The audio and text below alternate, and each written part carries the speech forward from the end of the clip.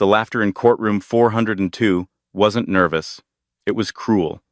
Richard Montgomery didn't just want a divorce. He wanted a demolition. He stood there, adjusting his $3,000 bespoke silk tie, and pointed a manicured finger at his wife, Sarah, huddled in a coat 2 sizes too big. "She can't even afford to pay attention, Your Honor, let alone pay legal fees," he sneered, looking back at his new fiancée, Vanessa, who stifled a giggle. The gavel banged, sealing the judgment that left Sarah with nothing but the clothes on her back. But Richard should have checked the clock, because precisely 3 minutes later, a man in a charcoal suit would walk through those double doors and change the definition of net worth forever. Richard thought he won the lottery by leaving her. He had no idea he just walked away from the bank itself. The fluorescent lights of the Manhattan Superior Court hummed with a low, irritating buzz that seemed to burrow specifically into Sarah Jensen's skull. She sat at the defendant's table, her hands clasped tightly in her lap, staring at the scuffed linoleum floor. Her knuckles were white, the skin rough from months of scrubbing floors at the diner, where she picked up shifts just to pay for the motel room she was currently living in. Across the aisle, the atmosphere was entirely different. It smelled of sandalwood cologne and arrogance. Richard Montgomery, the man she had loved for 6 years, the man she had supported while he finished his MBA and climbed the corporate ladder at Stratton Oakmont Financial, was currently whispering something into the ear of his attorney, Harrison Blackwood. Blackwood was a shark in a pinstripe suit, a man known for tearing spouses apart for sport. They both chuckled. "Mr. Montgomery," Judge Harriet Moore said, her voice weary. She adjusted her glasses, looking down at the file. "We are here to finalize the dissolution of marriage and the division of assets. Although, looking at the financial affidavits, the word assets seems to be doing a lot of heavy lifting on one side." Richard stood up, buttoning his jacket. He looked every inch the rising star of Wall Street, tall, blonde, with a jawline that looked carved from marble. He flashed a charming, practiced smile at the judge. "Your Honor, if I may," Richard said, his voice smooth as aged whiskey. "I've tried to be generous. I really have. But Sarah, well, Sarah has never really understood the value of money. She brings nothing to the table. She came into this marriage with debt, and she's leaving with, well, let's just call it freedom to find someone more on her level." Sarah flinched. It wasn't just the words, it was the tone. It was the same tone he used when he told her she embarrassed him at company dinners because she didn't know which fork to use for the salad. The same tone he used when he explained why he couldn't take her to the Hamptons because she didn't have the wardrobe for it. "Objection," squeaked Elias Finch. Sarah's lawyer was a stark contrast to Blackwood. Elias was 72, wore a cardigan under his jacket, and operated out of a small office above a bakery in Queens. He was working pro bono because he had known Sarah's mother, briefly, decades ago. "On what grounds, Mr. Finch?" Judge Moore asked, rubbing her temples. "Relevance, Your Honor," Elias said, shuffling his papers. "Mr. Montgomery's personal opinion of my client's social standing is not relevant to the equitable distribution of marital property." Harrison Blackwood stood up, not even bothering to look at Elias. "Your Honor, it is entirely relevant. We are arguing that Mrs. Montgomery, Miss Jensen is not entitled to alimony because she contributed nothing to the accumulation of wealth. Richard made the money. Richard bought the penthouse. Richard paid the bills. Sarah existed." "I cooked," Sarah whispered. It was the first time she had spoken in an hour. Her voice was raspy. "I cleaned. I ironed your shirts, Rick. I proofread your thesis." Richard turned to her, his eyes cold and dead. "And I appreciate the domestic help, Sarah, but let's be real. I could have hired a maid for a fraction of what you cost me in social capital. You're a liability, Sarah. You always have been. You're poor in spirit, poor in mind, and let's face it, poor in reality." He laughed then, a short, sharp bark of amusement. "She's here wearing a coat from a thrift store, Your Honor, asking for half of my bonus. It's laughable. She wouldn't know what to do with that kind of money. She'd probably spend it on, what? Cat food and lottery tickets?" In the back row of the gallery, a woman with perfectly blown-out brunette hair covered her mouth to hide a smile. Vanessa, the woman Richard had been working late with for the past 8 months.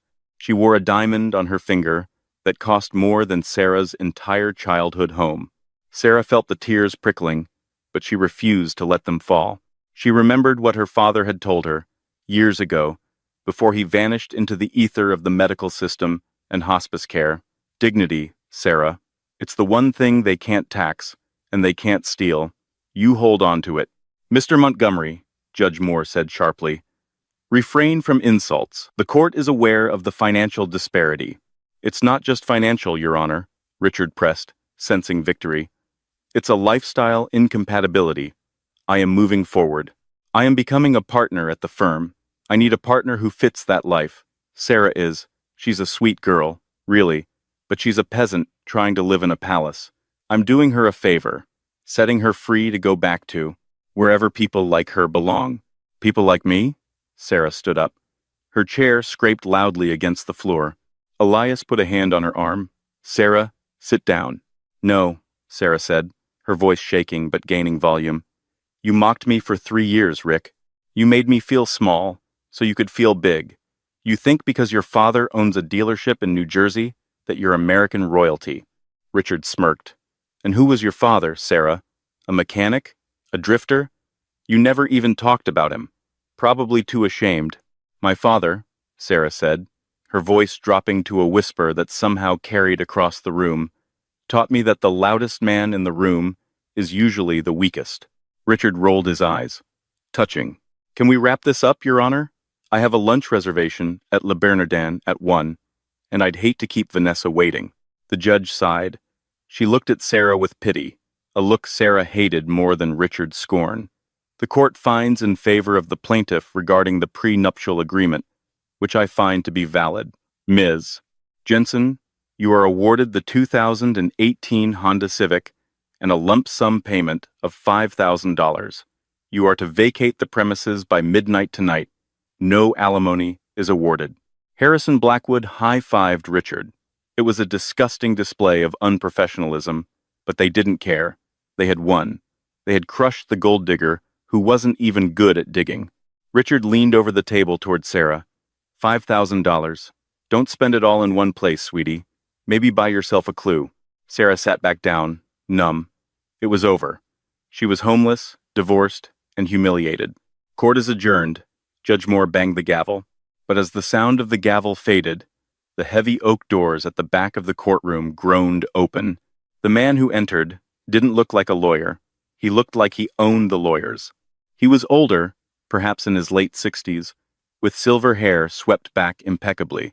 He wore a charcoal 3-piece suit that whispered of Savile Row, tailoring the kind where the fabric absorbs light rather than reflecting it. He carried a leather briefcase that looked older than the United States Constitution, battered, but clearly precious. Behind him walked 2 younger associates, both carrying thick, bound documents, and a heavy-set security guard who took up a position by the door, locking it from the inside. Excuse me, Judge Moore said, halfway out of her chair. This session is closed. Who are you? Richard, who was busy putting his arm around Vanessa, who had just rushed the railing to congratulate him, turned to look at the intruder with annoyance. Yeah, buddy, show's over. The poor girl lost. Go beg somewhere else. The man in the charcoal suit ignored Richard entirely. He walked straight to the center of the room, past the bar, and stopped in front of the judge. He placed the leather briefcase on the plaintiff's table, right on top of Richard's paperwork. My name, the man said, his voice a deep baritone that commanded instant silence, is Arthur P. Sterling. I am the executor of the Sterling Trust, and I apologize for the interruption, Your Honor, but I was instructed to enter these chambers only after a judgment of divorce was finalized. Judge Moore frowned. Sterling? I don't know that firm. I am not with a firm, Your Honor. I am private counsel. He turned slowly, his gray eyes locking onto Sarah. He didn't smile, but his expression softened imperceptibly. Hello, Sarah. Sarah's breath hitched. She recognized him, not as a lawyer, but as the man who used to play chess with her father on Sundays, when she was a little girl. "Uncle Arthur?" she whispered. Richard let out a loud, mocking groan. "Oh, great. The family reunion. Look, Gramps, she got her $5,000. Take her to Denny's and celebrate. We have places to be." Arthur Sterling turned to Richard. He looked at him the way a biologist looks at a particularly uninteresting slide of bacteria. "Mr. Montgomery, you are currently employed as a junior vice president at Stratton Oakmont Financial, correct?" Richard puffed out his chest. "Senior vice president? As of next week, actually." "I see." Arthur opened his briefcase. The click of the latches echoed like gunshots in the silent room. "And you, Miss Vanessa Lewis," he said, not looking at her, but reading from a paper. "Currently unemployed, living off an allowance provided by Mr. Montgomery, formerly an Instagram model." Vanessa bristled. "Excuse me? Who do you think you are?" "And you," Arthur continued, turning to the judge. "Your Honor, I have here a document that requires immediate reading. It is the last will and testament of one Jonathan Edward Jensen." Richard laughed. "Jensen? Her dead dad? What did he leave her? His collection of rusty tools? A mountain of medical debt?" "Actually," Arthur said, sliding a thick document toward the judge, "Mr. Jensen passed away 3 days ago. The timing of this divorce was unfortunate, or perhaps fortuitous, depending on where you stand." Sarah felt the room spin. "Dad died? No. I just saw him last week. He was fine. He went peacefully in his sleep, Sarah," Arthur said gently, "but he gave strict instructions. His will was to be executed only when you were free of encumbrances. Specifically, marital encumbrances." Arthur turned back to Richard. "You see, Mr. Montgomery, you spent a great deal of time today mocking Sarah for being poor. You mocked her father for being a drifter. He was a nobody," Richard spat. "A recluse." "A recluse, yes," Arthur agreed. "Nobody, no. Jonathan Jensen was the silent founder of Prometheus Dynamics." The room went dead silent. Even the air conditioning seemed to stop. Richard blinked. "Prometheus? Wait, the chip manufacturer? The defense contractor? The company that holds the patent for the semiconductors used in 80% of the world's smartphones and electric vehicles," Arthur corrected. "Yes, Jonathan hated the limelight. He hated people like you, Mr. Montgomery, people who value the label on the bottle more than the wine inside. So, he stepped down from the public eye in 1998, placed his assets in a blind trust, and lived a simple life to raise his daughter away from the vultures." Arthur pulled a second document from his bag. "The will stipulates that upon his death, the entirety of the Sterling Jensen estate transfers to his only living heir, Sarah Jensen." Richard's face went pale. He looked at his lawyer, Blackwood, who was suddenly sweating profusely. "How much?" Richard whispered. "How much is the estate?" Arthur adjusted his cuffs. He looked at Sarah, then back at Richard. A small, cold smile played on his lips. "The liquid assets, cash, stocks, bonds, are valued at approximately $4.2 billion. The real estate portfolio, including an island in the Aegean and 12,000 acres in Montana, is valued at another $1.5 billion. But the controlling stake in Prometheus Dynamics," Arthur paused for effect, "puts the total value of the inheritance at roughly $142 billion. Vanessa gasped audibly. Her hand dropped from Richard's arm, as if he were suddenly radioactive. Richard's knees actually buckled. He grabbed the table for support. "Billion? With a B?" "With a B," Arthur confirmed. "However, there is a catch." Harrison Blackwood, sensing an opening, jumped in. "A catch? Is the money in a trust? Is it conditional?" "The condition," Arthur said, holding up the divorce decree that Judge Moore had just signed, "was that Sarah must be unmarried at the time of the transfer. Jonathan wanted to ensure that no gold-digging spouse, I believe that was your term, Mr. Montgomery, could get their hands on his life's work. He wanted to be sure that whoever was with Sarah was with her for her, not the money." Arthur Lee picked up the divorce papers. "If you had stayed married to her for just 5 more minutes. Arthur checked his watch. You would have been entitled to half of the appreciation of those assets under marital property laws, roughly $70 billion. Richard looked at the clock, then at the divorce papers, then at Sarah. But, Arthur continued, since you were so eager to finalize this judgment, and since you were so adamant that Sarah takes nothing but her debts, well, the court has spoken. You are divorced. The estate passes to Sarah Jensen, sole and separate property. Sarah sat there, stunned. She didn't care about the money. She was still processing that her father was gone. But looking at Richard's face, a mixture of horror, greed, and nausea, she felt something spark inside her. It wasn't joy. It was justice. Wait, Richard stammered, stepping forward, his hands shaking. Wait, Your Honor. I wasn't in my right mind. The stress. I want to withdraw the divorce petition. Harrison Blackwood chimed in, desperate. Your Honor, clearly there has been a mistake. My client was under duress. We move to vacate the judgment. Judge Moore looked at Richard over her spectacles. She remembered his arrogance. She remembered his mockery. She remembered cat food and lottery tickets. She picked up her gavel. Mr. Montgomery, the judge said, her voice icy, you insisted on an expedited ruling. You mocked this court's time. You insulted the defendant. You got exactly what you asked for. But $70 billion, Richard screamed, his voice cracking. She tricked me. She knew. I didn't know, Sarah said softly. She stood up, and for the first time, she looked tall. She looked like the owner of Prometheus Dynamics. I didn't know about the money, but I knew about you, Rick. I knew you'd leave the second you thought you could do better. Richard lunged toward her, his eyes wild. Sarah, baby, listen. I didn't mean it. It was a game. You know how lawyers are. I love you. Vanessa means nothing to me. Vanessa slapped him. The sound echoed through the courtroom like a gunshot. You miserable leech, she shrieked, grabbing her purse. I'm calling my Uber. Sarah.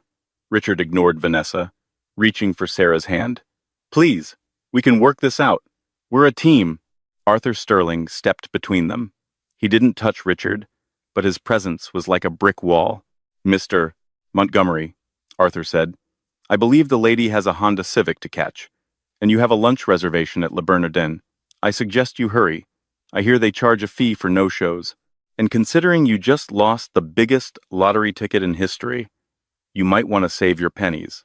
The walk from the courtroom to the parking garage was usually a lonely one for defendants who had just lost everything. But for Sarah, it felt like an extraction mission from a hostile war zone. Arthur Sterling moved with a speed that belied his age. He flanked Sarah on the left, while the heavy-set security guard, whose name, Sarah learned, was Barrett, cleared a path through the throng of people in the hallway. Don't stop walking, Arthur murmured, guiding her by the elbow. Don't look at them. Don't answer them. Answer who? Sarah asked, dazed. It's just people.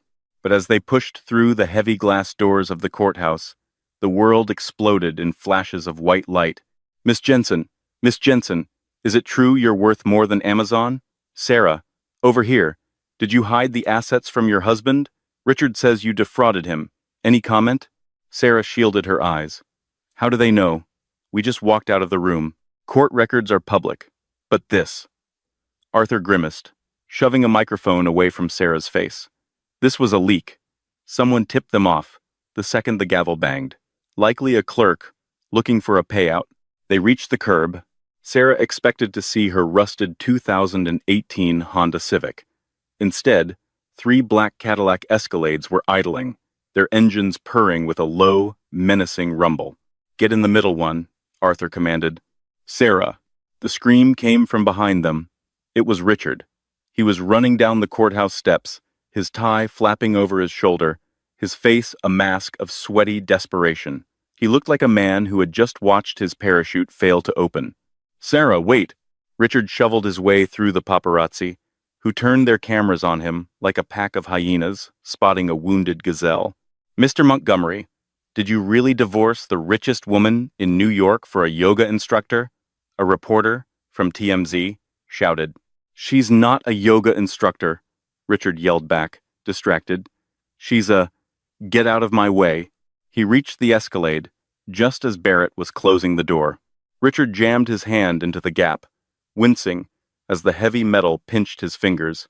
Sarah, please, Richard panted, his eyes locking onto hers through the window. We need to talk. Without the lawyers. Just you and me. Like old times. Remember our trip to Cabo? Remember when we promised to be best friends forever? Sarah looked at him, really looked at him. She saw the sweat staining the collar of his expensive shirt.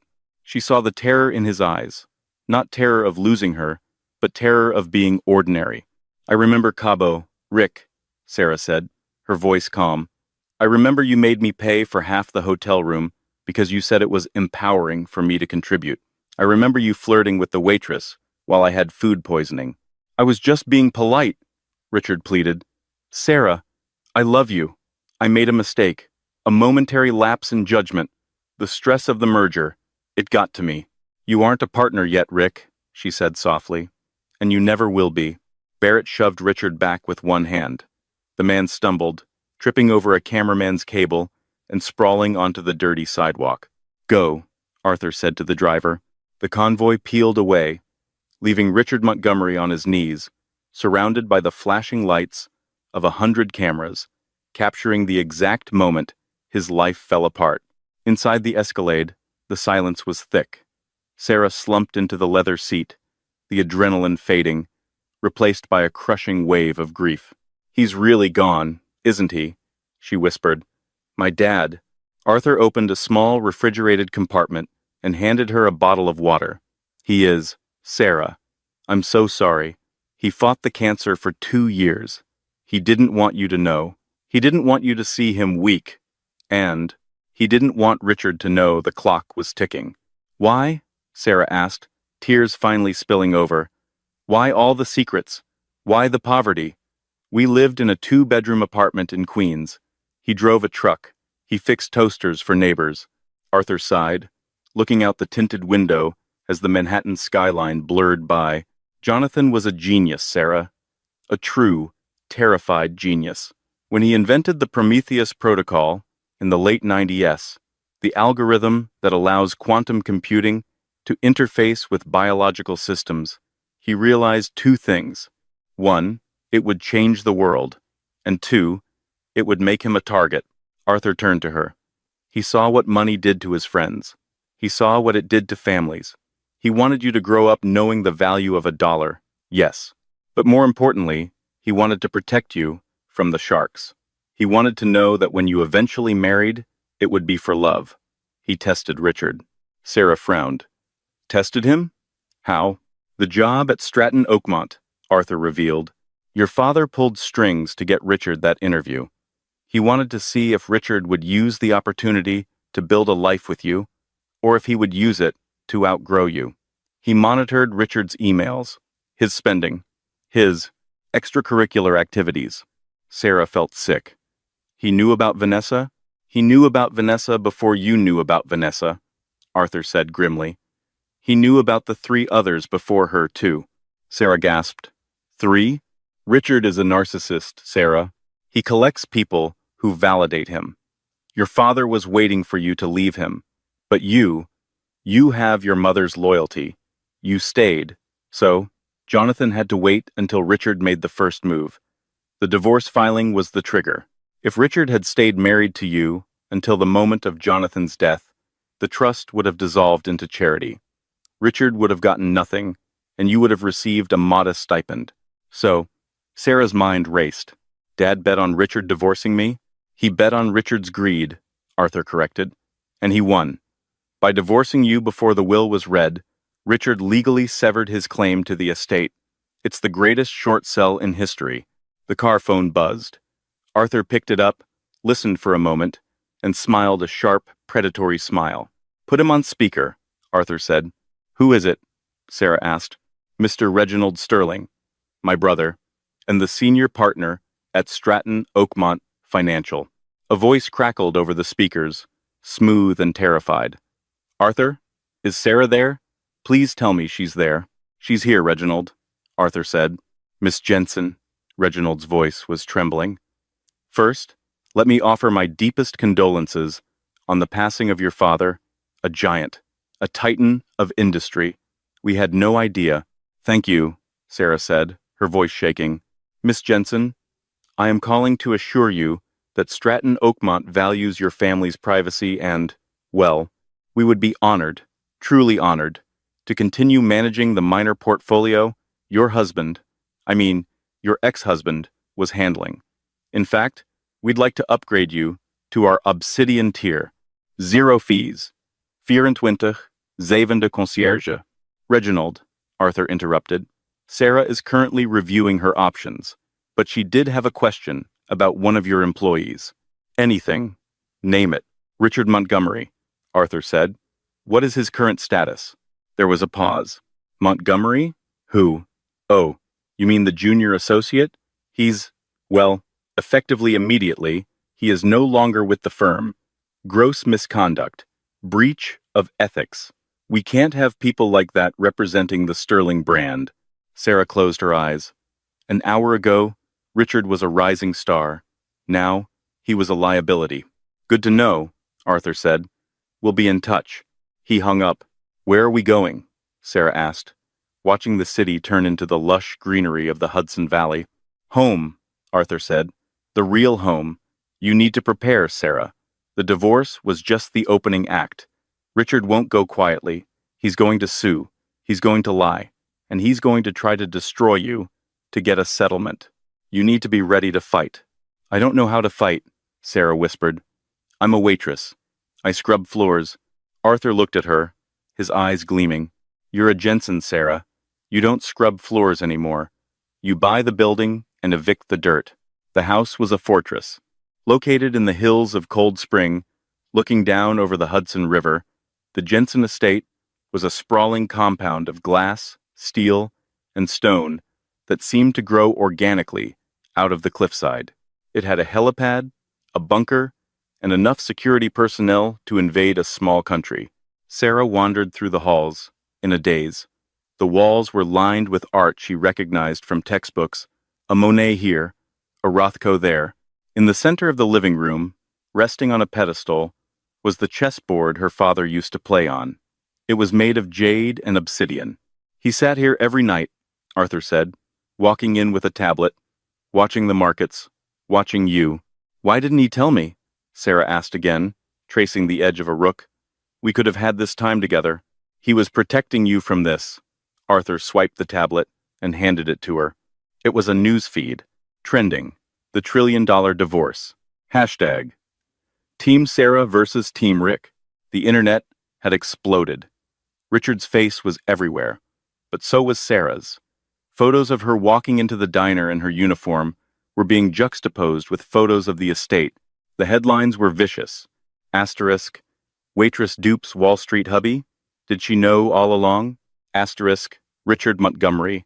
The dumbest man in America? Asterisk. The secret life of Jonathan Jensen. How the poor mechanic built the internet. They are already spinning it, Arthur warned.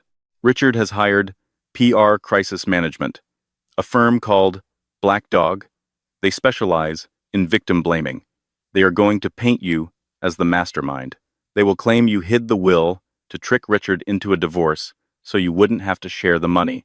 But that's insane, Sarah cried. He mocked me. He left me. Truth doesn't matter in the court of public opinion, Sarah. Narrative matters. And right now, Richard is playing the role of the duped husband.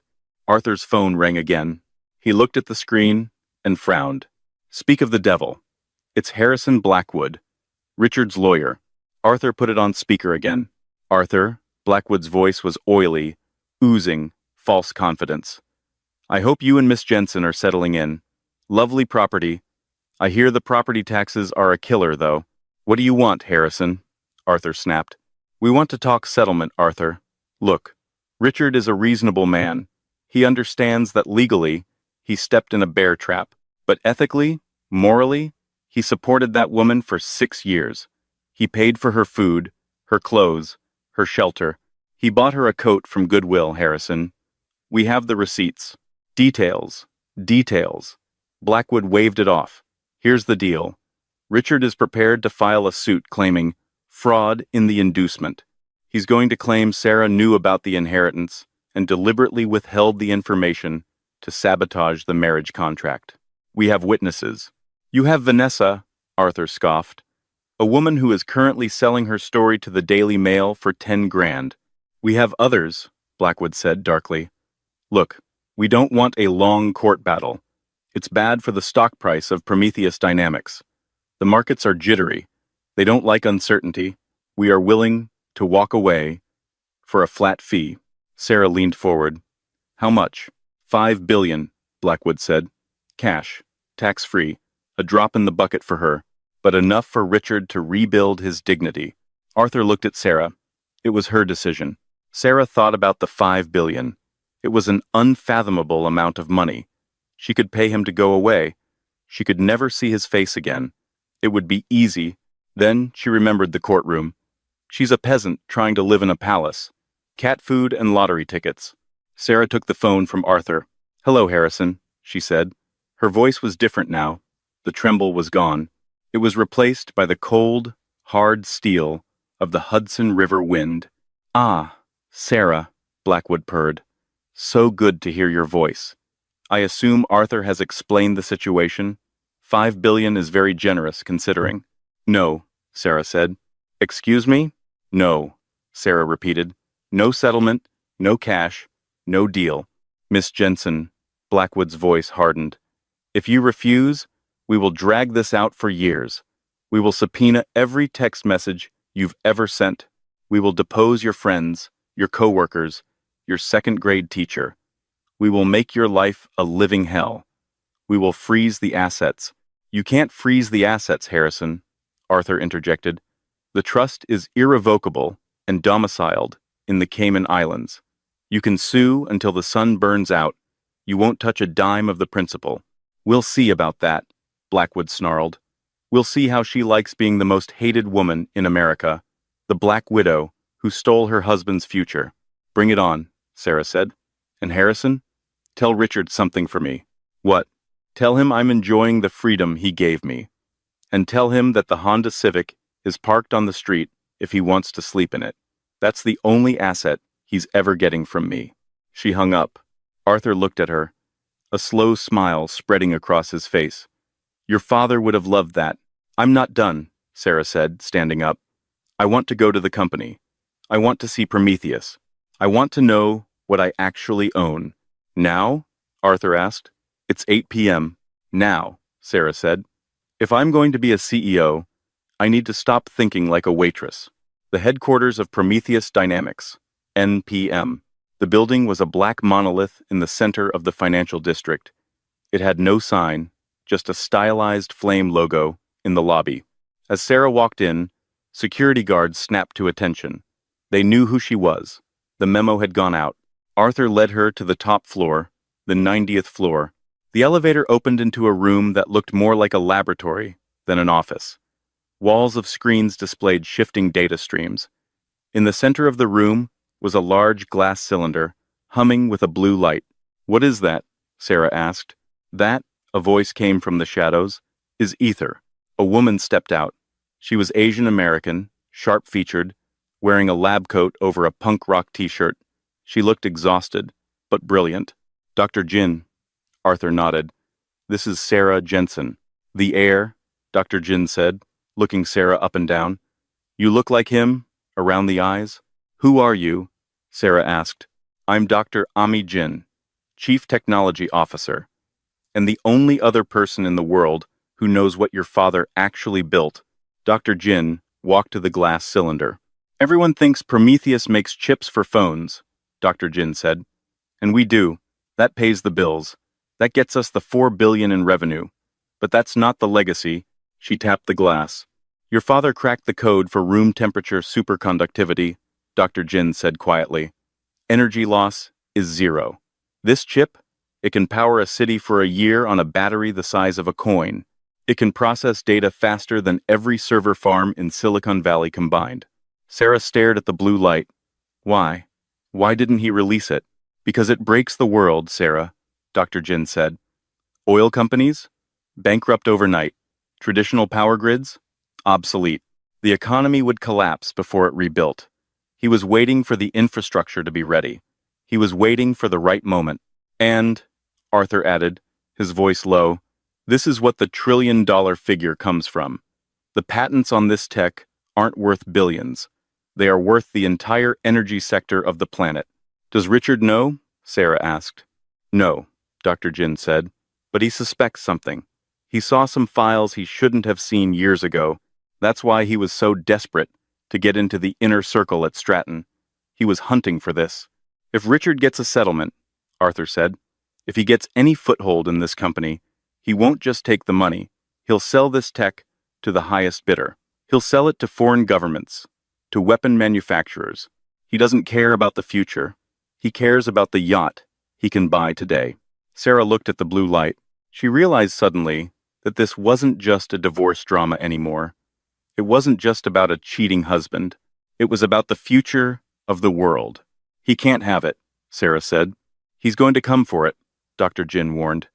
And he's not alone. I just got an alert. Richard has been seen entering the offices of Vanguard Capital. Arthur cursed under his breath. Vanguard? Sarah asked. Who are they? Corporate raiders, Arthur said. Specifically, a man named Sterling. My brother, Reginald. It seems Stratton Oakmont isn't just firing Richard, they're using him. Reginald is going to fund Richard's lawsuit. He's going to use Richard as a battering ram to force a hostile takeover of Prometheus. Sarah felt a cold shiver. Her own lawyer's brother was the enemy. Can we trust you, Arthur? Sarah asked, stepping back. Arthur looked at her, his face pained. Reginald and I haven't spoken in 20 years for this exact reason. He chases profit. I chase legacy.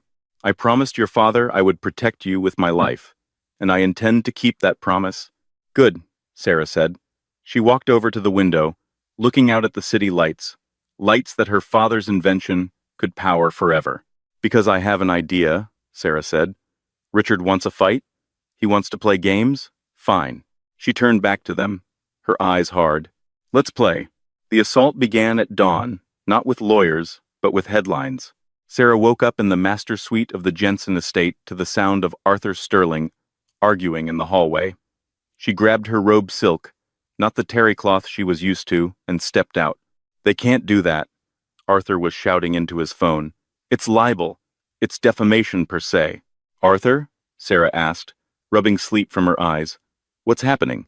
Arthur lowered the phone, his face gray. He walked over to the large, flat-screen TV mounted on the wall and turned it on. Good Morning America was live. Richard Montgomery was sitting on the beige couch, looking like a broken man. He wore a simple sweater, no tie. His eyes were red-rimmed, likely the work of a makeup artist, but effective. Beside him sat a shark-like woman with a severe Bob Linda Vance, the most aggressive PR crisis manager in the country. I just feel used, Richard was saying to the host, his voice cracking perfectly. I supported Sarah for years. I paid her debts. I put her through night school, and all the while, she was sitting on a fortune, laughing at me. She knew I was struggling with the mortgage. She knew the stress was killing me, and she hid it. She waited until I broke, until I asked for a separation just to get some space, and then, bam, she finalized the divorce and locked me out. The host leaned in, sympathetic. So you're saying this was a setup? That she tricked you into divorcing her to protect her inheritance? It's the only explanation. Richard wiped a tear. I still love her. That's the tragic part. I'd take her back in a heartbeat. I don't care about the money. I just want my wife back. But she's changed. She's cold now.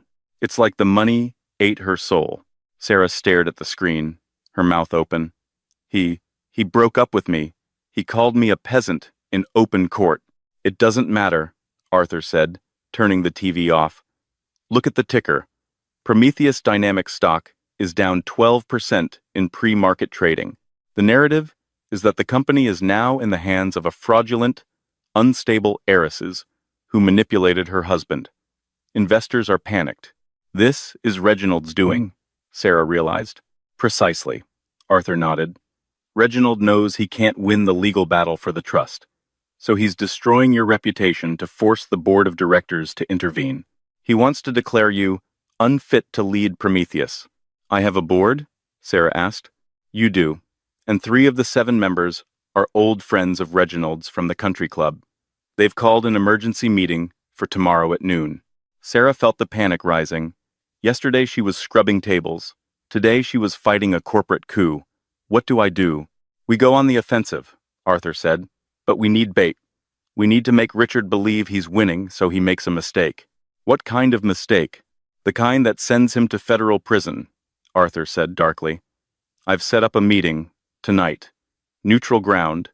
The Oak Room at the Plaza Hotel. Just you and Richard. No lawyers. He won't come without Blackwood, Sarah said. He will if you tell him you're ready to settle. Arthur handed her a burner phone. Text him. Tell him the pressure is too much. Tell him you miss him. Play the part, Sarah. Play the girl he thinks you are. Weak, dependent, scared.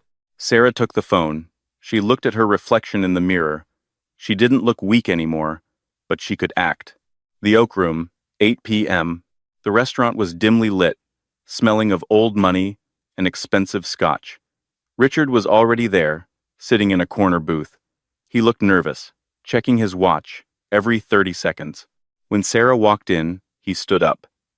She had dressed carefully, not in the power suits Arthur had bought her, but in a simple floral dress she had owned for years. She wore no jewelry. She kept her shoulders hunched, her eyes downcast. Sarah, Richard breathed, stepping forward to hug her. She let him. He smelled of the same sandalwood cologne, but underneath it, there was the sharp scent of fear. I saw the interview, Rick, she whispered, pulling away and sitting down. It was beautiful. I didn't know you still felt that way. Richard sat opposite her, grasping her hands across the table. Of course I do, baby. I was angry in court. You know how I get. My temper. It's my fatal flaw. But I never stopped loving you. I'm so tired, Rick, Sarah said, letting a tear fall. The cameras, the lawyers. Arthur is pushing me to fight, but I don't want to fight. I just want it to stop. Richard's eyes lit up. It can stop, Sarah. Tonight. We just need to fix this mistake. We can annul the divorce. We can say it was a misunderstanding. We get remarried, and all this goes away. We can run the company together, you and me. The power couple of the century. Remarry? Sarah hesitated. But what about Vanessa? Vanessa? Richard laughed, a harsh, dismissive sound. Vanessa is a distraction. She's nobody. You're my wife. But Arthur says if we remarry, the trust dissolves. Sarah lied. Dad's will says, I have to be single to inherit. Richard paused. He clearly hadn't read that clause because it didn't exist. Sarah was improvising. Oh, Richard said, his mind racing. Well, that's a problem. Okay, plan B. We don't remarry yet. You just bring me on as a consultant. Give me a seat on the board. And maybe a signing bonus? Just to show good faith? Say, 10 billion? Sarah looked down at her hands. 10 billion. That's a lot, Rick. It's nothing to you, Richard snapped, his mask slipping for a second. He quickly composed himself. I mean, it's a small price for peace, right? Think about it. I can handle the business side. I can handle Reginald Sterling. I know how these sharks think because I am one. You need me, Sarah. You're a waitress. You don't know how to run a trillion-dollar empire. You'll crash it in a week. You're right, Sarah whispered. I am just a waitress. She reached into her purse. Richard tensed, expecting a checkbook. Instead, she pulled out a small, silver flash drive. What is this? Richard asked. It's the encryption key, Sarah whispered, leaning in. For the Ether project. Dr. Jin gave it to me. She said, it's the only copy. If I give this to you, can you protect me? Can you make the reporters go away? Richard stared at the drive. Greed, pure and undistilled, flooded his face. He knew what Aether was. Reginald had told him. This drive was worth more than the money. It was the keys to the kingdom. Yes, Richard said, snatching the drive from her hand. Yes, Sarah. I can protect you. I'll take care of everything. You just go home and rest. Leave the heavy lifting to the men. He stood up, clutching the drive. I have to go. I have to secure this. Rick, wait, Sarah said. Don't you want to finish dinner? Not hungry, he said, already backing away. I'll call you tomorrow, baby. We're going to be so happy. He turned and practically ran out of the restaurant. Sarah watched him go. She picked up her glass of water and took a slow sip. Then, she pulled a small earpiece from her hair. Did you get that? She asked. Loud and clear, Arthur's voice came through, and the video feed is crystal clear. We have him on tape admitting he's only interested in the asset, soliciting a bribe, and accepting stolen corporate property. Is the drive real? Sarah asked. The drive, Dr. Jin's voice cut in, sounding amused, contains 4 gigabytes of encrypted malware. As soon as he plugs that into Reginald's server, it's going to infect their entire network. It will locate every illegal trade, every offshore account, and every dirty email they've sent in the last 10 years. Sarah smiled. It was the first genuine smile she'd had in days. He thinks he won the lottery again. He just pulled the pin on a grenade, Arthur said. Get home, Sarah. Tomorrow is the board meeting. It's time to detonate it. The boardroom of Prometheus Dynamics was on the 89th floor, entirely glass, offering a panoramic view of the city Richard Montgomery thought he was about to own. The 7 board members sat around a table made of reclaimed, petrified wood. 3 of them, Reginald's cronies, looked smug. The other 4 looked terrified. Sarah walked in at 11:59 a.m. She wore a white suit, sharp and tailored. Arthur Sterling walked 1 step behind her, carrying his battered briefcase. Miss Jensen, said the chairman, a man named Sterling Reginald, not Arthur. Reginald was a heavier, sweatier version of his brother. He didn't stand up. You're late. And frankly, your presence is a formality. We have a motion on the floor to remove you as CEO due to incompetence and moral turpitude. Moral turpitude? Sarah raised an eyebrow, taking the seat at the head of the table. That's a big word, Reginald. Did you learn it from the SEC indictments you've been dodging? Reginald turned purple. You insolent. I'm not here to argue, Sarah said, placing her hands on the table. I'm here to accept your resignations. The room went silent. Then, Reginald laughed. A wheezing, wet sound. Our resignations? My dear girl, you are out of your depth. We control the voting shares, and we have a new strategic partner coming in today. The doors opened. Richard Montgomery walked in. He was wearing a new suit. He looked triumphant. He walked straight to Reginald and shook his hand. Ladies and gentlemen, Reginald announced, I propose we appoint Mr. Richard Montgomery as interim CEO. He has the experience, and more importantly, he has secured the critical IP for the Ether project. Richard held up the silver flash drive Sarah had given him. He smirked at her. Sorry, Sarah. Business is business. You were right to give this to me. It's too dangerous for a civilian. Plug it in, Reginald commanded. Let's verify the assets. Richard walked to the main terminal at the end of the room. He inserted the drive. On the massive wall screen, a loading bar appeared. Loading Ether protocol. 10%, 50%, 99%. Gentlemen, Richard said, turning to face the room, arms spread wide. Welcome to the future. Access denied. System lockdown initiated. Internal security protocol. Dad joke activated. Richard froze. What? The screen turned bright red. A skull and crossbones appeared, but the skull was wearing a mechanic's cap. Then, a voice boomed through the speakers. It wasn't a computer voice. It was Jonathan Jensen's voice, recorded years ago. Hello, Richard. If you're hearing this, it means you did exactly what I knew you would do. You tried to take the shortcut. You tried to steal what you couldn't build. Richard frantically hit keys on the keyboard. Turn it off. It's a glitch. It's not a glitch, son, Jonathan's voice continued, calm and warm. It's a mirror. See, that drive doesn't contain Aether. Aether isn't code. Aether is hardware. That drive contains a worm. Specifically, a worm designed to scrape the network of whoever plugs it in and upload the data to the FBI, the SEC, and the IRS. Reginald Sterling stood up, knocking his chair over. "Unplug it. You idiot, unplug it." Richard yanked the drive out, but the screen didn't change. Upload complete. Recipients: Federal Bureau of Investigation, NY District Attorney. "Oh, and Richard?" Jonathan's voice said. "Sarah knows about the safe deposit box in the Cayman Islands, the one where you hid the kickbacks from the Stratton merger. I've forwarded the coordinates to the authorities. Good luck." The audio cut out. The silence in the room was absolute. Reginald looked at his phone. It was buzzing incessantly. "My accounts. I'm locked out. The firm. The trading algorithms are frozen." He looked at Richard with pure hatred. "What did you do?" She gave it to me," Richard stammered, pointing at Sarah.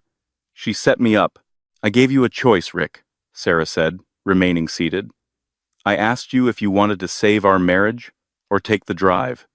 You took the drive. You chose the money. You always choose the money." The double doors burst open, but it wasn't catering. 6 agents in windbreakers, marked FBI, entered the room. "Richard Montgomery?" the lead agent barked. Richard backed away, hitting the glass wall. No, this is a mistake. I'm the victim here. She's the fraud." "We have a warrant for your arrest," the agent said, cuffing Richard's hands behind his back. "Wire fraud, insider trading, and corporate espionage. And you, Mr. Reginald Sterling, will need you to come with us as well." Reginald didn't fight. He slumped into his chair, defeated. He looked at his brother, Arthur. "You planned this," Reginald hissed. "I simply executed the will," Arthur said smoothly. Jonathan's will was quite specific. He left his fortune to Sarah. He left his enemies to justice. As they dragged Richard out, he screamed. It wasn't a scream of anger anymore. It was the scream of a child who realizes the dark is real. Sarah, please. I'll sign anything. I'll sign the postnup. Don't let them take me." Sarah didn't look away. She watched him until the elevator doors closed. She turned to the remaining board members. The 4 men who hadn't sided with Reginald were trembling. "Gentlemen," Sarah said, standing up, "I believe we have some vacancies to fill, and I have some ideas about the future of this company. Specifically, we're going to lower the price of our medical tech by 90%. We're going to give back." One of the board members cleared his throat. "But, Miss Jensen, the profits." Sarah smiled. It was the smile of a woman who had walked through fire and come out made of steel. "I have $140 billion, she said. "I think we can afford to be human." 3 months later, a biting wind whipped through Queens, but inside the community shelter, the air was warm. Sarah stood behind the serving line, ladling gravy, an apron covering her designer jeans. There were no cameras, no entourage, just the heiress to a $1 trillion empire, doing the work her father had taught her to value. Arthur Sterling approached, holding a tray. "You're heavy on the potatoes, boss." Sarah smiled, looking tired but radiant. "How is he?" "Denied bail," Arthur reported quietly. "And it gets better." Reginald turned state's evidence to save his own skin. He gave the feds everything: the insider trading, the offshore accounts. He pinned it all on Richard as the mastermind. "Your ex-husband is looking at 20 years, minimum. Does he ask about me?" "Every day. He writes letters, offering to manage your portfolio from his cell." Sarah laughed a free, unburdened sound. "He never changes." "No," Arthur agreed. "But you have. You just announced the 50% profit pledge. You're changing the world, Sarah." Miles away, in a cold 6x8 cell at the Metropolitan Correctional Center, Richard Montgomery stared at his Thanksgiving dinner, a dry bologna sandwich. On the flickering TV, mounted outside the bars, he saw Sarah's face. She wasn't just rich, she was beloved. She possessed the one thing he couldn't steal, sue for, or mock: true worth. He looked down at his tray. A guard had tossed a packet of generic cat food onto it as a cruel joke. Richard realized with crushing clarity that the verdict was finally in. Sarah was the queen, and he was finally, truly, poor. And that is the story of how Richard Montgomery fumbled the biggest bag in history. He thought he was discarding a poor wife, only to realize he was the one with nothing to offer but greed. Sarah proved that dignity is the ultimate currency, and that sometimes the best revenge isn't getting angry, it's getting everything. What would you have done in Sarah's shoes? Would you have taken the $5 billion settlement, or would you have risked it all to take Richard down? And seriously, do you think Richard deserved 20 years? Or was losing the money punishment enough? Let me know in the comments below. If you enjoyed this story of karma and justice, please smash that like button. It really helps the channel. And don't forget to subscribe and hit the bell icon so you never miss a story. We have a crazy tale coming up next week about a lottery winner who hid his ticket in a place you will never guess. Thanks for watching, and remember, be careful who you mock on the way up, because you might meet them on the way down. See you next time.